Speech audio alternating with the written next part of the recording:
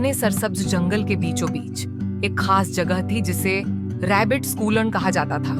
ये वह जगह थी जहां नन्हे खरगोशों को जिंदगी के सभी जरूरी हुनर सिखाए जाते, कैसे मजेदार खाने ढूंढने हैं, कैसे तेज दौड़ना है और कैसे खतरों से बचना है। इस स्कूल के उस्ताद मास्टर विस्करसन थे, जो एक बूढ़े और समझदार खरगोश थे जिनकी नरम भूरी खाल और चमकती आंखें थीं। इस स्कूल में 3 खास छात्र थे, बेनी, रोजी और मैक्स। बेनी सबसे तेज दौड़ने वाला था, रोजी सबसे ज्यादा होशियार थी और मैक्स हमेशा मस्ती करने वाला और थोड़ा सुस्त था। उसे धूप में खेलना और मजेदार गाजरें खाना तो पसंद था, लेकिन पढ़ाई और नियमों की परवाह नहीं थी। एक दिन मास्टर विस्कर्स ने ऐलान किया, कल एक बड़ा इम्तिहान होगा। जो इसमें कामयाब होगा वह जंगल का एक सच्चा और बहादुर खरगोश कहलाएगा। इम्तिहान में 3 काम करने थे: ताजी सब्जियां तलाशना, दरिया को महफूज तरीके से पार करना और किसी जरूरतमंद की मदद करना। बेनी, रोजी और मैक्स उत्साहित तो थे, लेकिन थोड़े घबराए हुए भी थे।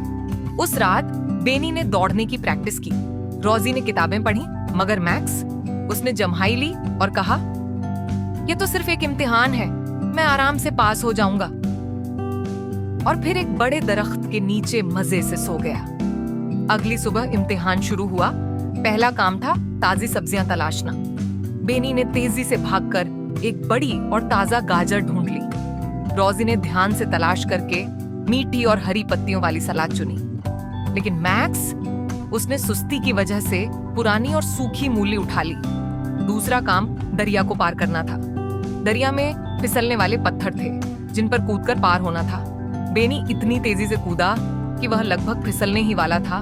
रोजी ने सोच समझकर कदम रखा और आराम से पार कर लिया, लेकिन मैक्स, उसने लापरवाही से चला और चपाक सीधा पानी में जा गिरा। बेनी और रोजी ने जल्दी से उसे बाहर निकाला और मैक्स ठंड से कांपता हुआ शर्मिंदा खड़ा हो गया। आखिरी काम सबसे मुश्किल था, किसी जरूरतमंद की मदद करना। अचानक झाड़ियों में से एक नन्ही गिलहरी के रोने की आवाज आई। वह पेड़ से गिरकर जख्मी हो गई थी। बेनी और रोजी तुरंत उसकी मदद के लिए दौड़े। मैक्स थोड़ा रुका, वह पहले ही भीगा हुआ और थका हुआ था, लेकिन फिर उसे मास्टर विस्कर्स की बात याद आई। एक सच्चा खरगोश वह होता है जो दूसरों की मदद करे। मैक्स ने हिम्मत की, गिलहरी को नरमी से उठाया और उसे मास्टर विस्कर्स के पास ले गया। शाबाश मैक्स, मास्टर विस्कर्स ने मुस्कुराकर कहा, आज तुमने सबसे अहम सबक सीख लिया है। मदद करना सबसे बड़ी बहादुरी है। इम्तिहान के आखिर में मास्टर विस्कर्स ने नतीजे सुनाए। बेनी सबसे तेज निकला, रोजी सबसे ज्यादा होशियार, मगर मैक्स ने सबसे ज्यादा हमदर्दी दिखाई। उस दिन के बाद मैक्स को सुस्त खरगोश नहीं कहा जाता था, बल्कि उसे मेहरबान मैक्स सिंडायस के नाम से जाना जाने लगा। और वह समझ गया कि इस खाकते की अक्लमंदी और बहादुरी दूसरों की मदद करने में है।